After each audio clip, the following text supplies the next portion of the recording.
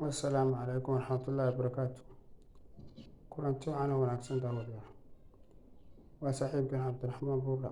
Waxaan ka soo salaamayaa barta YouTube-kan ku leeyahay Buudha Media.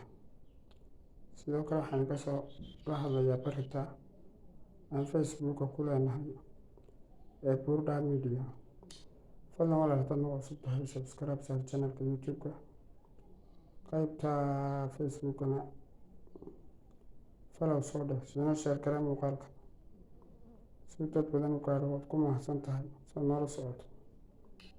Halkan maanta waxaan rabaa inaan kaga hadlo mowduuc ka cusbaanaaday gobolka Togdheer, deegaanka Xood oo dhowaan xukuumaddu shaacisay in laga qodayo ceel shidaal kaas oo xukuumadda iyo xildhibaanadii iyo dadkii deegaanka ka soo jeeday ay muddooyinkii u dambeeyay isku khilaafsanaayeen. Waxaa fiican ceelka shidaalku waa kheyraad u soo kordhay dalka iyo horumar. In horumarka sifadii sharciga ahayd loo maro. Deegaanka Xood kama tirsana gobolka Saraare ama Caynaba.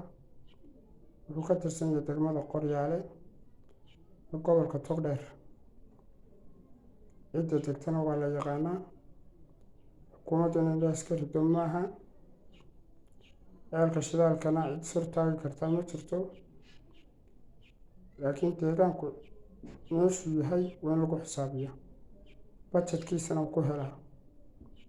Laakiin haddii la waa Saraare, Caynaba xagee soo marto. Burcu ka tirsan yahay Qoryaale. Cidda degtana waa la yaqaanaa. Maxamed Faarax baa dego, Maxamed Axmed baa dego, reer raagaa dega. Marka wax la aqbali karo maaha waxaas oo kale. Waan taageersanahay mowqifkii uqaashi gobolku shalayto ay warbaahinta kaga hadleen. Waxaan taageersanahay in ceelka shidaalka sifa sharciya loo maro. Cidina isma hortaagi karto oo horumarkii dalka laakiin waa in sifada sharciga loo maro. Sidoo kale deegaanku budget ku leeyahay iyo gobolku budget ku leeyahay waynu helaa. Waxaan arkaya maanta xildhibaan Khaalid oo ka tirsan golaha deegaanka degmada Burco oo warbaahinta ka hadlaya. Xildhibaan Khaalid maanta uu baraarugay kadib markii xafladii meherka ee xildhibaankii hore bidiyay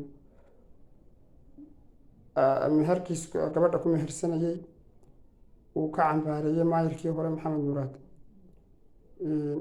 kuna tilmaamay qof aan shaqadiisa aqoon u lahayn inuu maanta dabeeto uu hambaabiro kadib uu hadlo oo warbaahinta ka hadlo. looma baahna inaad ka habsantay shaqadaada marka hore shaqadaada xildhibaan waxay tahay baro. Xildhibaan Khaalid kan sheegaya. Assalaamu calaykum waraxmatullaahi wabarakaatuh.